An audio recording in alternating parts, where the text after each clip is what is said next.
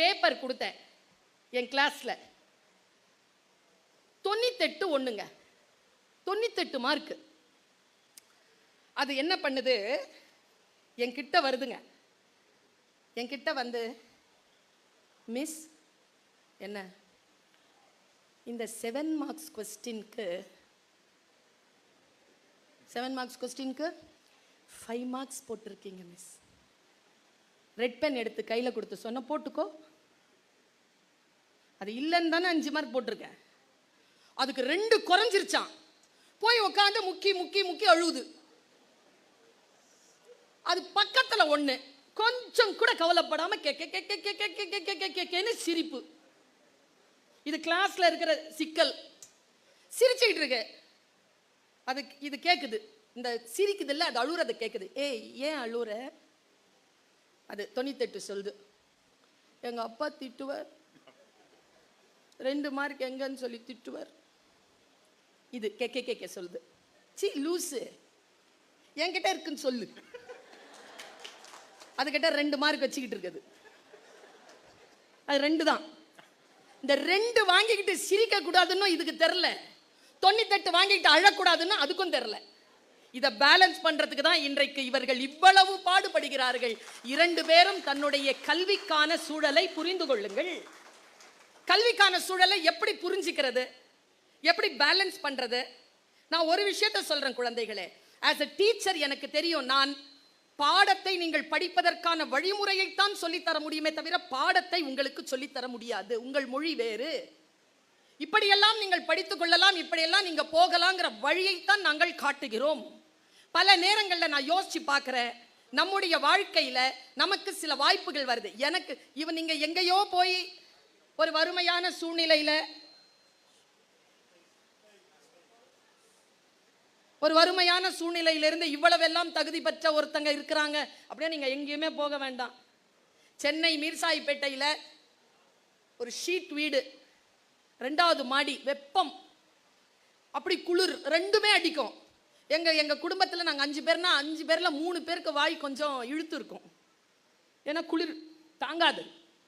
சாப்பாடு ஒருவேளை தான். மாநகராட்சி பள்ளிக்கூடத்தில் தான் படித்தோம். இன்றைக்கு நாங்கள் 5 பேர். என்னுடைய தாய்க்கு நாங்கள் 5 பிள்ளைகள். என்னுடைய மூத்த அண்ணன் கேட் இன்ஜினியர், என்னுடைய அடுத்த அக்கா MBA, 3வது நான் PhD டாக்டரேட், 4வது என் தங்கை MA இங்கிலீஷ் லிட்ரேச்சர், 5வது என் தம்பி MSc MTech. அவன் ஃபெடரல்ல அமெரிக்காவில் சிட்டிசன் வாங்கிக்கிட்டு அங்கே இருக்கிறான். நான் ஒரு விஷயத்தை உங்களுக்கு சொல்றேன் குழந்தைகளே, நானே ஒரு உதாரணம். சத்துணவு சாப்பிட்டு வளர்ந்த குழந்தை நான். இன்னைக்கு 31 நாடுகளுக்கு மேல் பயணம் செய்து கொண்டிருக்கின்ற ஒரு பேராசிரியராகவும் சென்னை பல்கலைக்கழகத்துக்கு கீழே பணியாற்றுகின்ற இணை பேராசிரியராகவும் இருக்கிறேன் என்றால் கல்வி என்கின்ற ஒரு ஆயுதத்தை சரியாக கையில் பிடித்துக் கொண்டேன். படித்தது தமிழ் இலக்கியம் தான். என்ன படிக்கிறோங்கிறதே கிடையாது, எப்படி படிக்கிறோம், படித்ததை எந்த அளவுல கொண்டு போய் மார்க்கெட் பண்றோங்கிறது. எதை வேண்டுமானாலும் படி. எனக்கு தெரிஞ்ச MBBS படிச்சுட்டு சினிமா எடுத்துட்டு இருக்கிற ஆட்களை தெரியும். ஒரு ஊசிக்கு 5 ரூபாய் வாங்கிட்டு சின்ன ஒரு டிஸ்பென்சரி வச்சிருக்கக்கூடிய டாக்டர்ஸையும் தெரியும். வெறும் கான்ஃபரன்ஸ் கவுன்சிலிங்க்கு 5 நிமிஷத்துக்கு $15 வாங்குற டாக்டரையும் தெரியும். ஆக நாம் எதை படிக்கிறோம் என்பதல்ல. உங்க எல்லாரையும் நான் பார்க்கிறேன். உங்களுக்கு நான் இப்படி சொல்லிட்டு போறேன். நான் இப்போதான் அமைச்சர்கிட்ட பக்கத்துல காதல ஒரு விஷயத்த சொன்னேன். சார், இந்த பிள்ளைங்க எல்லாம் ஜெயிச்ச பிள்ளைங்கல்ல, எல்லாம் 500 above 600க்கு. இது இல்லாம இதே சைதாப்பேட்டையில தேடுனீங்கன்னா எனக்கு தெரிஞ்சு ஒரு 500 பிள்ளைங்களாவது கிடைப்பாங்க சார். யார் தெரியுமா? அவங்கெல்லாம் படிக்கவே முடியாது, ஃபெயில் ஆயிரணும்னு அத்தனை விஷயங்களையும் சூழப்பட்டு தொடர்ந்து ஃபெயில் ஆனாலும் கடைசி கட்டத்தில் நான் ஃபெயிலாக மாட்டேன் என்று சொல்லி நிமிர்ந்து பாஸ் செஞ்ச குழந்தைகள் இருக்கிறாங்க. அந்த 500 பேரையும் அழைத்து இத்தகைய நிகழ்ச்சியை நீங்கள் அடுத்த வருடம் வைக்க வேண்டும். அவர்களுக்குமான தானே. எல்லாரும் ஃபர்ஸ்ட் மார்க் வாங்கினா அப்ப யார் செகண்ட் மார்க் வாங்குறது? இப்ப செகண்ட் மார்க் வாங்குறதுக்கு இடம் கிடையாதா? இப்ப நான்லாம் யாரு? நான்லாம் சுமாரா படிக்கிற பிள்ளை தான். ஆனா ப்ராக்ரஸ் காட்டினேன். ப்ராக்ரஸ் காட்டுகின்ற குழந்தைகள் தான். இப்படி ஒரு ரகசியத்தை சொல்லிவிட்டு போகிறேன் குழந்தைகளே. ஃபர்ஸ்ட் யாரு லாஸ்ட் யாருன்னு இருக்காத, பெஸ்ட் யாருங்கிறத பாரு. நீ பெஸ்டா இருக்கிறியா, யூ வின். எப்படி அறுவடை செய்வது? அப்பா சொன்னார், தாரிக் ने माजी के वो दौर भी देखे हैं, लम्हों ने खता की थी, सदियों ने सजा पाई. என்ன அர்த்தம் தெரியுமா? காலம் தன் பேரேட்டில் மிகப்பெரிய ரகசியத்தை பொத்தி வைத்திருக்கிறது. அது சொல்லும் ரகசியம் இதுதான். வினாடிகள் தான் தவறிழைக்கின்றன, தண்டனையோ யுகங்களுக்கு கிடைக்கிறது. வினாடிகளில் தான் தவறு, தண்டனை கிடைக்கிறது தலைமுறை தலைமுறைக்கு, யுகங்களுக்கு தண்டனை கிடைக்கிறது. நான் தன்னம்பிக்கை பேச்சாளராக உலா வருகின்ற பொழுது எனக்கு நிரம்ப பிடித்த அருணிமா சின்ஹா பத்தி நான் சொல்லுவேன். அவளை கசக்கி போட்டாங்க, ட்ரெயின்ல கீழே விழுந்தா. 1:30 மணிக்கு வாலிபால் பிளேயர், பாட்னால இருந்து போயிட்டு இருந்தா, கீழே போட்டாங்க.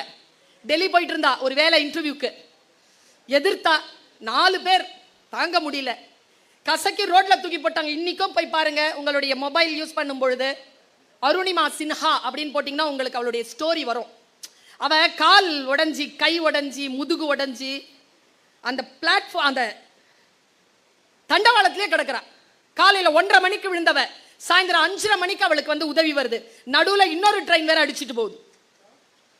முதுகு தண்டு முத்தமா இல்லை. அவளை கொண்டு போய் ஹாஸ்பிட்டலில் சேர்க்கும் போது ஹாஸ்பிட்டல் பரேலி ஹாஸ்பிட்டலில் சொல்றாங்க அனிஸ்தீஷியா இல்லை. அவ ஸ்போர்ட்ஸ் கேர்ள்.